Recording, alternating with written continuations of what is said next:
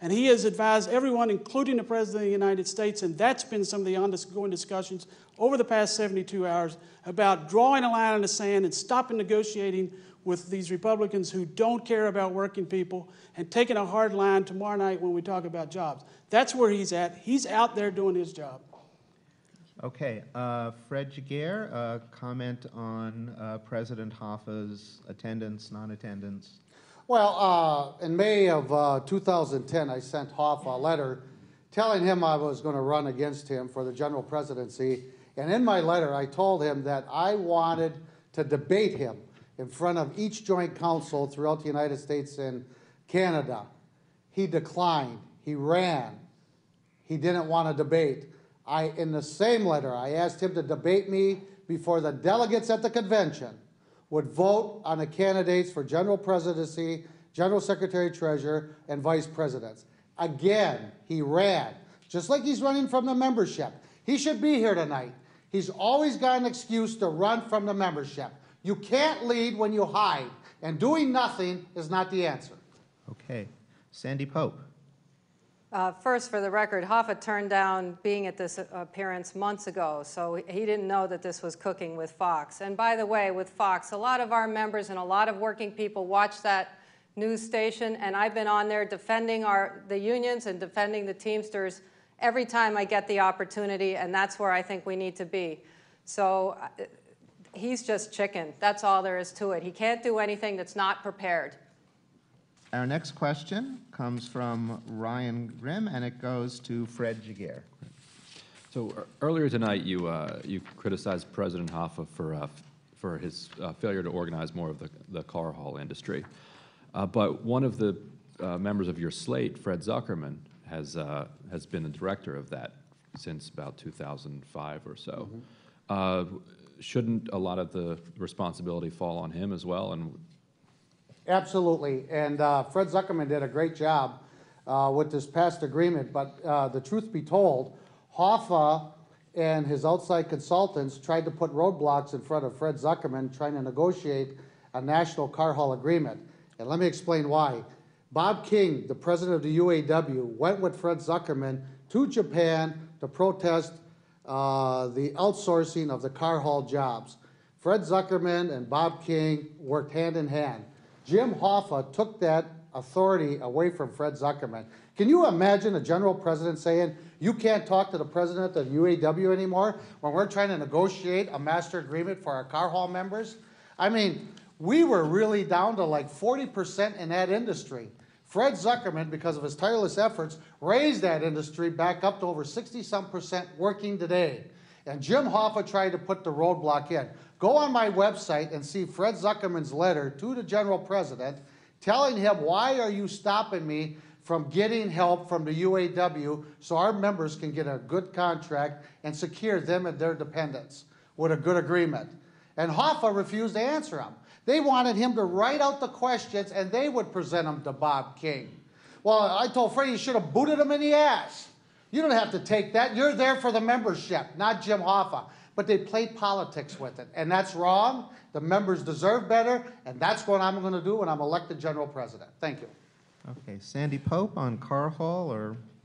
I'm just surprised. Fred has been part of the Hoffa administration for the last 12 years, and now he's suddenly criticizing and all these things that could have been brought up when they were going on. All these problems in car haul and other core industries have been going on for years. I'm not tied to the Hoffa administration. That's the bottom line. I'm the only candidate that's for real change in this race. If people are happy with what's been going on, then they should vote for one of my opponents. And Ken Hall on car haul. Well, I have to agree with Sandy that Fred has voted for every issue and every policy that Jim Hoffa's had up until the last 6 months. But in terms of Fred Zuckerman, I'm held responsible for what happens in UPS, and Fred Zuckerman's held responsible for what happens in car haul, and it's been a dismal failure, as everybody knows. Fred Zuckerman has taken that division and reduced it to half its size. Of course, Fred's the same guy who, with UPS, cut a deal. When we talk about all these 22-3 jobs that you guys like to talk about, he cut a deal to turn 8-hour full-time jobs into 6-hour, the only place in the United States of America. That's how Fred Zuckerman operates, and that's what we'll have if Fred Jaguar's team wins. During the evening, we're going to take a few questions from the folks in the room as well. And the first of those comes from Dennis Taylor of Teamster Local 355, and it's a question to Sandy Pope, I believe. This question is for Sandy Pope. Sandy, you have been accused of losing assets and watching your pension plan go downhill since you become the principal officer of your local union.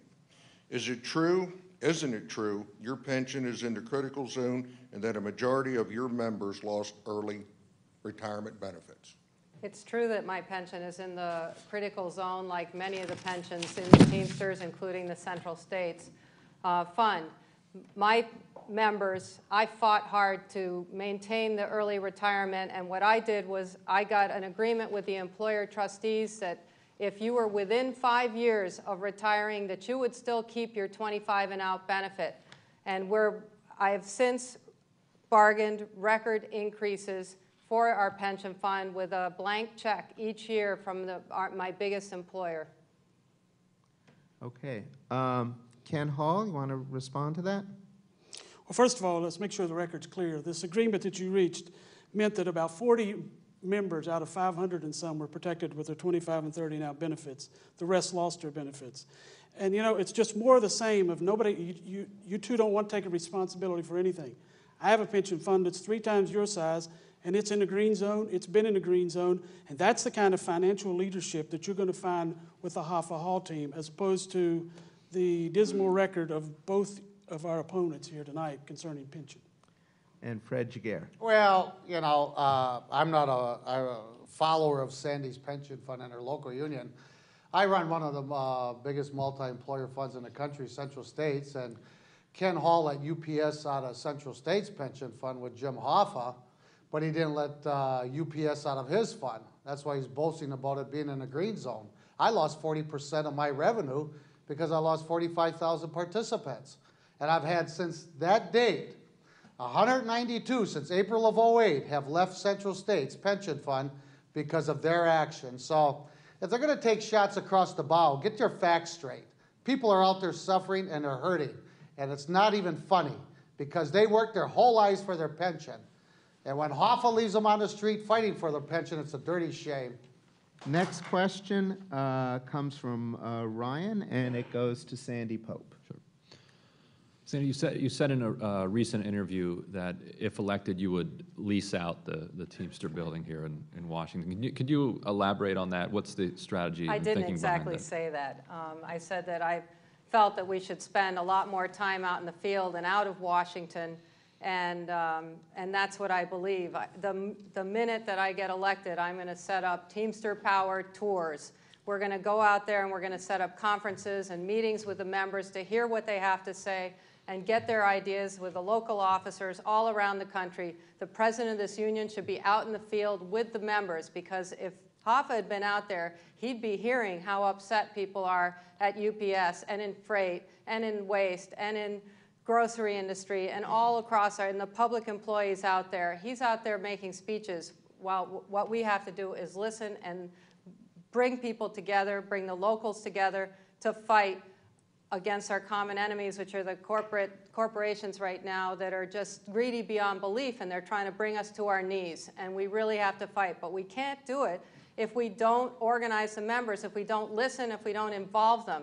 They are totally alienated right now from the union. We've got to get them involved to fight back effectively. Let's do a follow with Fred Jaguar. Is the union too centralized and too big here in Washington? Does it need to redeploy some resources elsewhere? Absolutely. You got to give more authority to the local unions and the joint councils. This union is in real trouble because it's being ran from the top down. I've told Hoffa that. Ken Hall's witnessed this at board meetings where I says, you can't run this union from the top down. You got to run this union from the bottom up. You have to activate the rank and file. That's what the Teamsters are all about. We need more clout on the local levels. Right now, what's happening with the International is that they send in one of these consultants into a joint council or a local union, and they don't know what the hell they're talking about. I mean, you imagine one of those people coming into my local union or my joint council, it won't be nice, because we have the experience, because we're hitting the ground running with the membership. They don't get it, though. Hoffa's gone all the time. Okay, Ken Hall, what about concentration of resources here in DC and use of resources out in the field? Well, it's just outrageous to talk about leasing out the IBT. We're here at the center of power in the entire country. But given what I've seen of Sandy's LM2s, she has lost over 83% of her assets from her local union. So she may very well be looking at leasing out the IBT. When Fred talks about top-down, I don't know what he's talking about. And yes, I heard him say that after he decided to run for president. But he knows the same as I do. I've been in a union for 35 years. I believe it's bottom-up.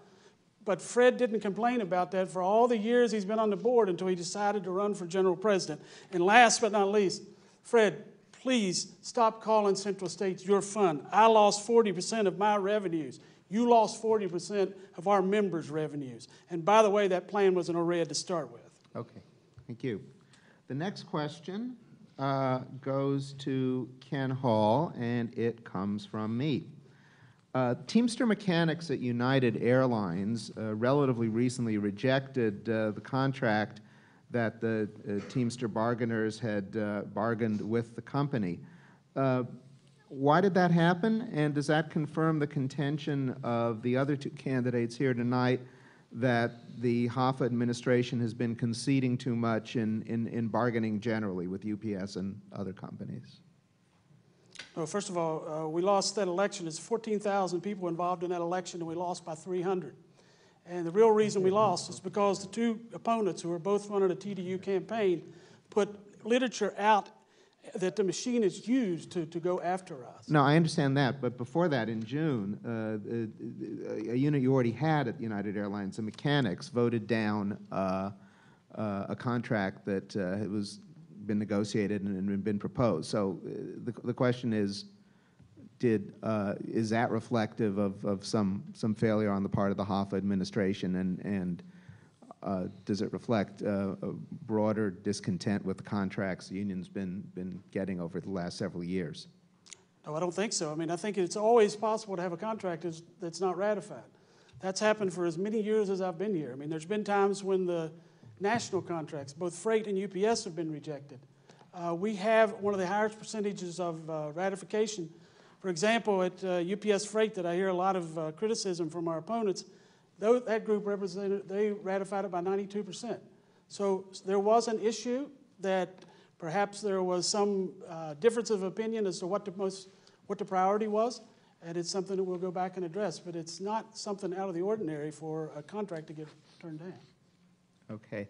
Sandy Pope, want to respond? Oh, this is part of a pattern in the international where major corporations that are making a ton of money are given concessions. And the United Airlines mechanics voted down that contract because they were going to have to give up health benefits in it. And the international went around and they tried to push that contract down people's throats, and they voted no.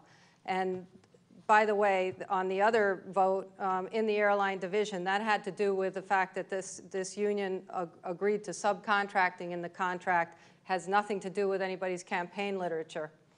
Okay, and Fred Jaguar, response. Well, I've been negotiating contracts for 35 years. I wear several hats for the Teamsters, and you know, when you get into ratifications, you know, it all involves like how the offer is presented. What are the issues that are on the table that are pro and cons? So for me to play armchair quarterback with regards to what they were thinking when they voted it down, I'd have to speak to the membership or be at the membership meeting, because you know, each local union has its own autonomy when they ratify a contract, and they should be presenting those offers to their membership and in writing so they understand what they're voting on. But for me to say, well, they should have got this or they should have got that, that's not fair to say to that local union. Okay. Next question comes from Michelle Amber for Fred Jaguar. Your campaign wasn't able to get enough support to put you on the ballot in all the various regions. Can you explain why you were unable to obtain the required number of signatures, and are you really running a national campaign? Yeah, number one, I'm running a national campaign. I'm very pleased with it. The Jaguar Shear team is out there with a very diversified slate.